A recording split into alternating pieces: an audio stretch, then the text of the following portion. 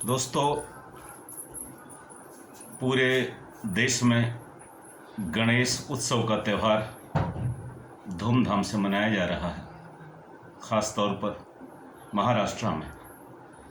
महाराष्ट्र का अर्थ किसी प्रांत से नहीं है, बल्कि उस महान राज्य से है जिसे लोग विश्व गुरु कहा करते हैं।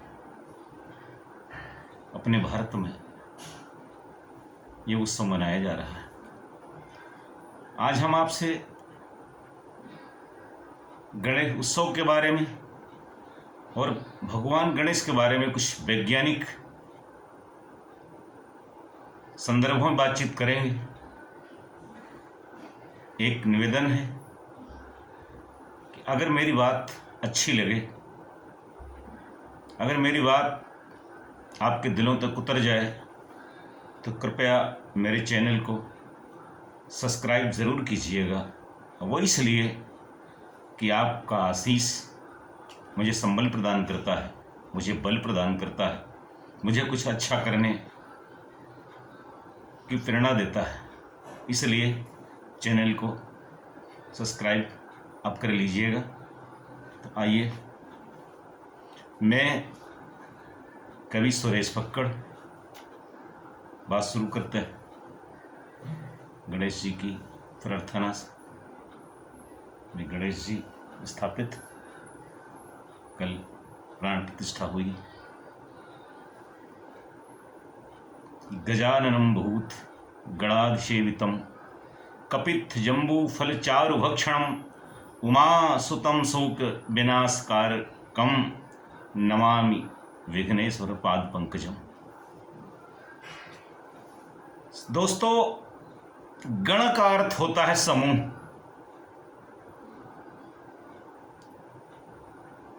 और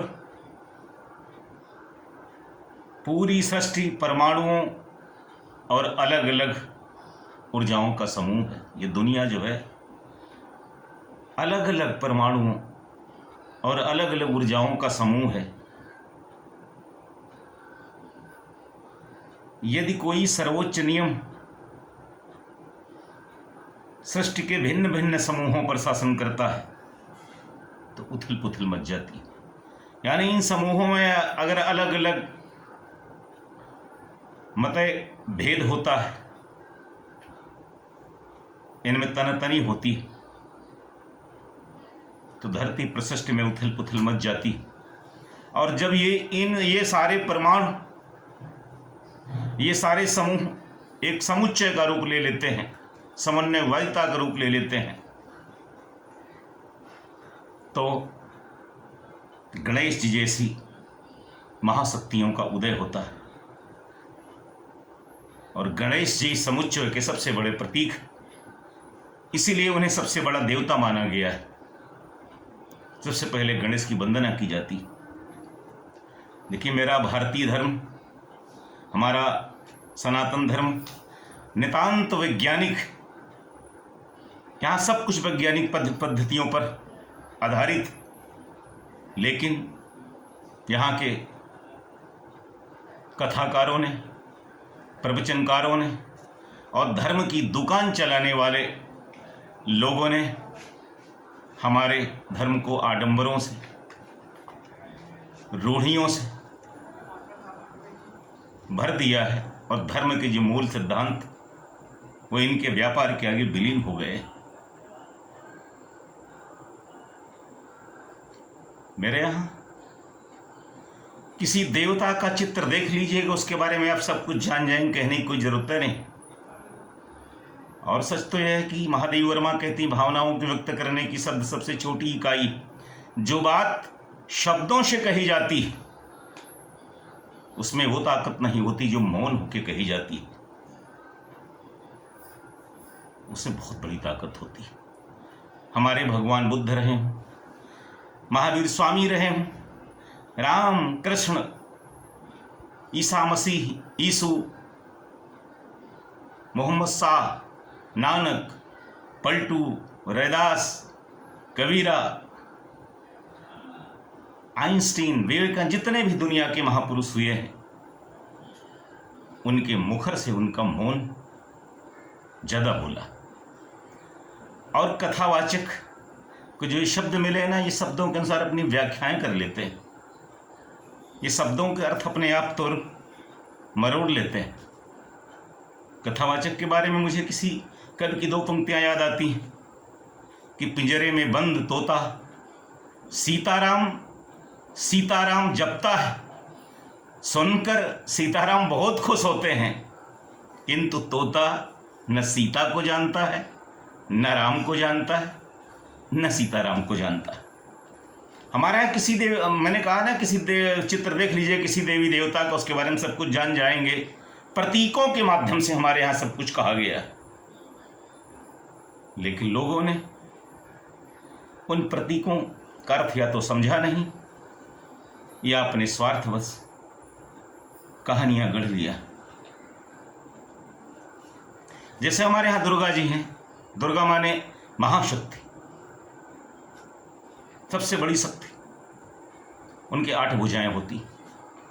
देख, किसी भी के 8 भुजाएं नहीं होती, भुजाएं तो सबके 2 होती हैं। राम की 2 भुजाएं थी, कृष्ण की 2 भुजाएं थी, महावीर की 2 भुजाएं थी, जैन मुनि की 2 भुजाएं थी, सबके 2 भुजाएं थी।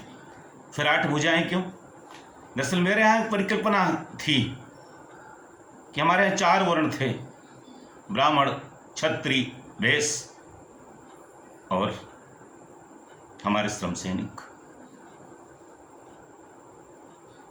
सबकी 2-2 भुजाएं थी और सब भुजाएं बराबर हैं, इनमें कोई अंतर नहीं, सारी भुजाएं बराबर है। और ये 4 वर्णों की भुजाएं जब एक हो जाती हैं, 4 वर्णों की ताकत जब एक हो जाती है, 4 वर्गों का जो समुच्चय हो जाता है, तो महाशक्ति का उदय होता है, और वो शक्ति, वो देश विश्व विजयी हो जाता।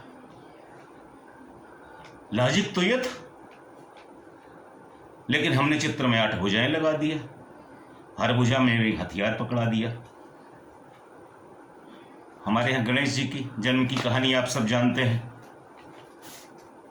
कि मां की आज्ञा पालन करने के लिए पिता को नहीं पहचान पाए और शंकर जी ने उनका सर काट कर अलग कर दिया। शंकर जी जैसा, शंकर जी तो अनगढ़ है, सबसे बड़ा दुनिया का ज्योति बिंदु, सबसे बड़ा दुनिया के ईश्वर, सबसे बड़ी शक्ति, अनगढ़ हैं जो,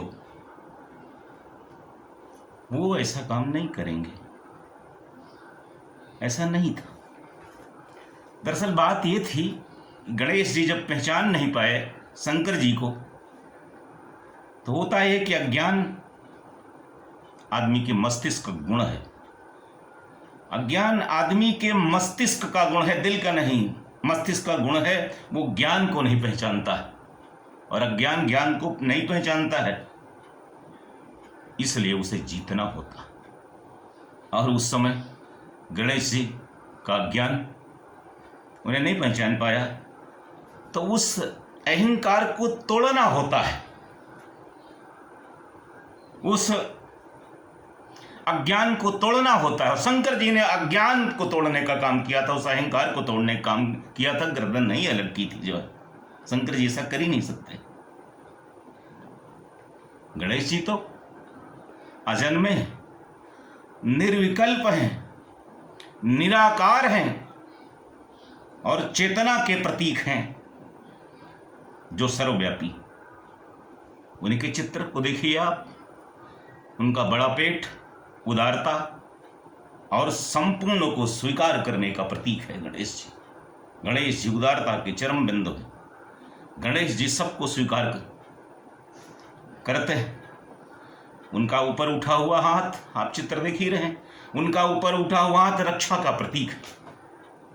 वो हम सबको विश्वास दे रहे हैं, अपने भक्तों को, पूरी सृष्टि को, पूरी दुनिया को, कि आपकी रक्षा के लिए सदैव तत्पर है। उनका झुका हुआ मस्तक, गणेश जी का झुका हुआ मस्तक और उठा हुआ हाथ अनंत दान का प्रतीक है, और जो झुकने का निमंत्रण देता है आदमी को, अहंकार छोड़ो, ये जो शिक्षा देता है।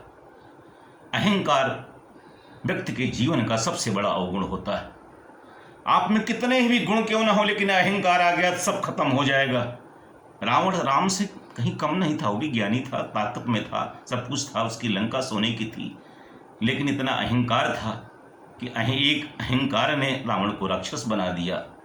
और राम की विनम्रता ने, राम के आचरण ने, राम के चरित्र ने राम को भगवान बना दिया। तो गणेश जी का झुका हुआ मस्तक, उठा हुआ हाथ हमें यही कहता है, हम अनंत दान देते हैं, अहंकार छोड़ो।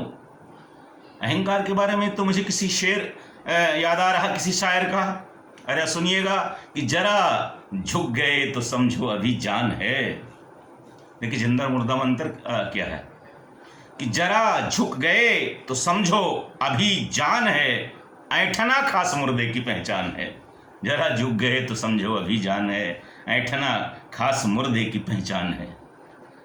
गणेश जी के हाथ में अंकुश आप देखते हैं, ये अंकुश जागृत होने का प्रतीक है।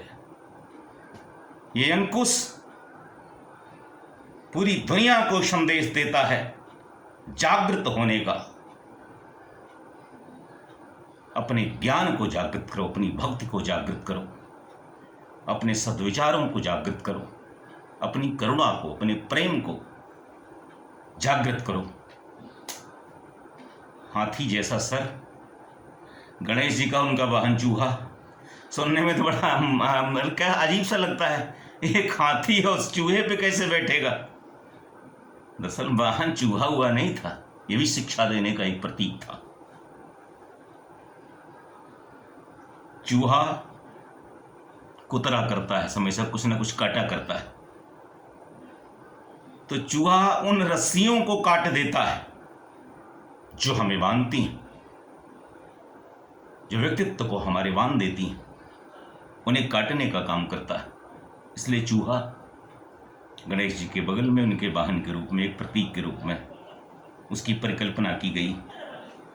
चूहा अज्ञान की अनंत परतों को कुतर देता है,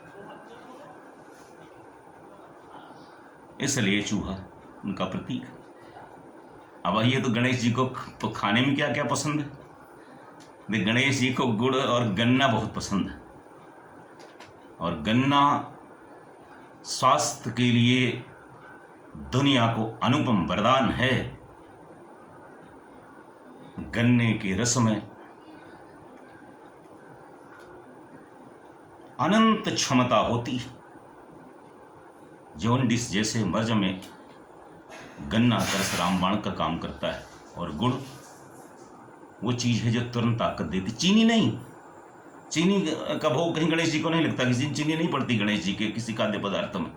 चीनी तो हमारे अंदर आने को विकार पैदा करती है, ऐसे केमिकलों से बनती है। लेकिन गुण इतना गुणकारी है, कहते हैं डॉक्टर लोग कि भोजन के बाद इतना गुड़ जरूर खाना चाहिए। जो भोजन के बाद सुबह शाम थोड़ा सा गुड़ खा लेगा वो कहीं बीमार नहीं पड़ेगा, उसके घर डॉक्टर नहीं आएगा। और सेना में जब सैनिक युद्ध के लिए जाता है तो उसके बैग में गुड़ जरूर रखा जाता है थोड़ा सा, कि कभी जो इमरजेंसी आ जाए, आपको 1-2 दिन तक भोजन न मिले, रसद न पहुंचे, तो गुड़ खा के जिंदा रहना, जो गुड़ तुरंत ताकत दे देता। तो गणेश जी को गन्ना बहुत पसंद है। कपित जम्बू फल चारु भक्षणम, कपित कैथा और जामुन बहुत पसंद है। सब शुगर के मरीज आजकल, और शुगर के मरीज नोट कर लें, शुगर के लिए कैथा और जामुन रामबाण होता है। आप 15 दिन कैथे का प्रयोग करके देखें, आप लगातार सुबह शाम की चटनी खाइए, आप जैसे भी खा सकें से खाइए, देखिए शुगर आप कितना डाउन हो जाता है। और जामुन के बारे में तो आप सब जानते हैं, सारे डॉक्टर जानते हैं। जामुन की गुठली, जामुन का फल, जामुन की पत्तियां, जामुन की छाल, सब शुगर के लिए वरदान होती। गणेश जी को मोदक, एक मोदक बनता है महाराष्ट्र में, बड़ा प्यारा होता है, वो गणेश जी को बहुत पसंद है। और मोदक पसंद इसलिए है कि मोदक ऊपर तो जैसे मैदे का ऊपर से गोल गोल सा बनता है, और अंदर उसमें भरा होता है, मीठा मीठा, बहुत स्वादिष्ट लगता है। तो उसमें चीनी नहीं पड़ती, उसके मिठाई अंदर गुड़ पड़ता है। तो गणेश जी को मोदक हमारे यहाँ बहुत पसंद। तो हमारी देवी देवता ये प्रतीक के रूप में है। गणेश जी, कभी देखा है आपने हाथी को? हाथी चलता है तो अपनी सूंड से अपने शरीर पर धूल फेंकता है। राष्ट्र की धूल सबसे पवित्र होती है, और जो राष्ट्र की धूल से प्रेम करता है, जो राष्ट्र की धूल पर अपने को न्यौछावर कर देता, सबसे महान वही वीर माना जाता है।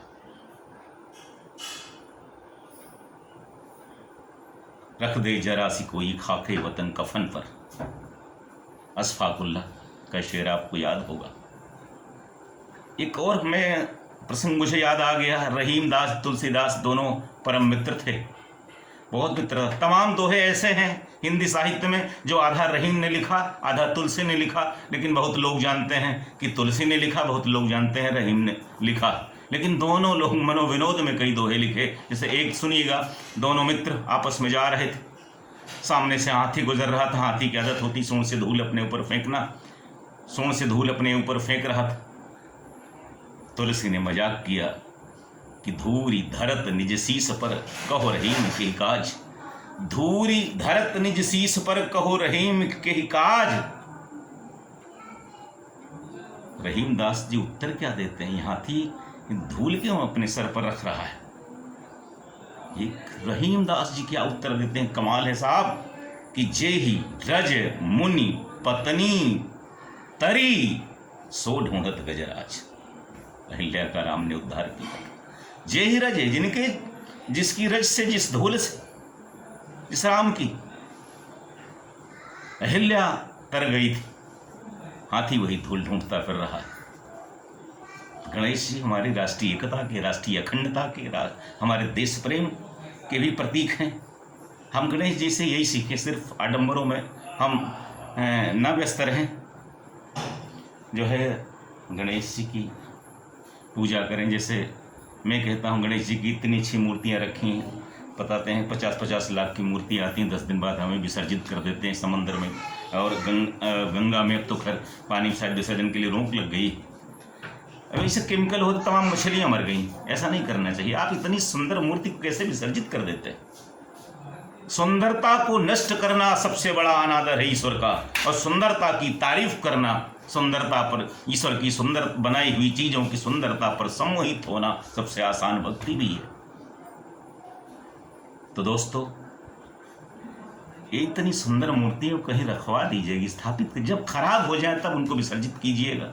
आप इतनी कीमती मूर्तियाँ लाते हैं, पानी में डाल देते हैं, और मूर्ति विसर्जन समय आप जानते हैं, हम तो देखा लोग देते हैं, गेरू रख लिया, चूना डाल लिया, जिस तरह अभद्रता करते हुए चलते हैं रास्ते में, लोगों के ऊपर गेरू फेंकते हुए, रंग फेंकते हुए, कोई मरीज जा रहा उसकी आंखों में डाल दिया, इस अभद्रता करते, अश्लील नृत्य करते हुए लोग जाते हैं। तो आप इतनी सुंदर गणेश जी की मूर्ति को पूजने के बाद कहीं स्थापित कर दीजिए, कहीं कमरे में, कहीं कोने में, या कहीं आश्रम में रखवा दीजिएगा। कितनी सुंदर सुंदर लग रही, सुंदरता को नष्ट मत कीजिएगा। मेरा एक निवेदन और आप सबसे, देखो फूल को तोड़ना भी बहुत बड़ा पाप है। ईश्वर ने इतने सुंदर फूल खिलाए, क्या कमाल है रचनाकार, कितने सुंदर सुंदर फूल खिलाए साहब, बिल्कुल दिल बाग बाग हो जाता है देख। आप गए, गुलाब खिलने नहीं पाया, तोड़ लिया, फूल खिलने नहीं पाया, तोड़ लिया आपने। एक फूल की उम्र 10 दिन रहती, गेंदा 15 दिन तक खिला रहता, गुलदाउदी 1.5 महीने पेड़ पर खिला रहता, अब आप गए, आप हत्या कर दिया फूल की आपने। 15 दिन तक जो फूल रहता है उसको आपने तोड़ दिया, आप 14 दिन पहले उसको मार दिया, उसकी हत्या कर दी। ये नहीं। हाँ, जो फूल गिरने लायक हो, जिनकी उम्र समाप्त रवाए, उनको ला के चढ़ाइए।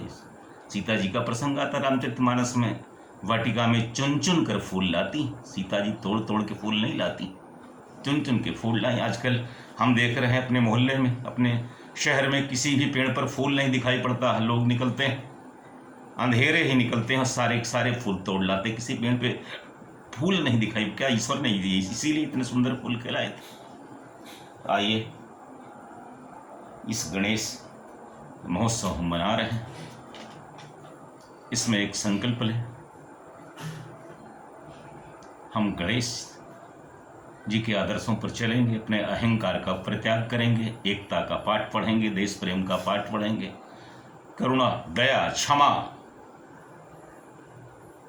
और प्रेम में अपने को समर्पित करेंगे।